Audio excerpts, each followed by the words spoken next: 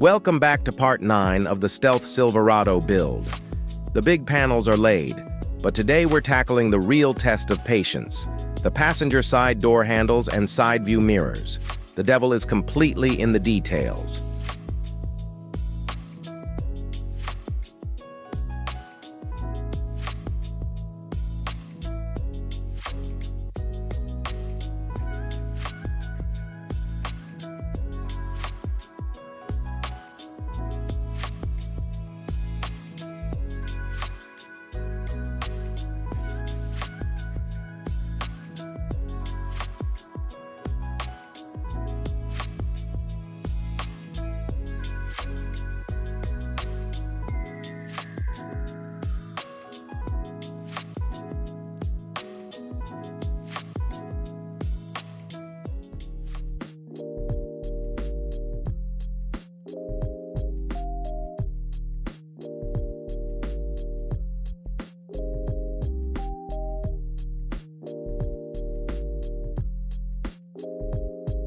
Small parts mean high stakes. Watch right here. Alfred is locking the handle into a table clamp to act as a steady second set of hands. Then he busts out the Wrap-U-Eeze.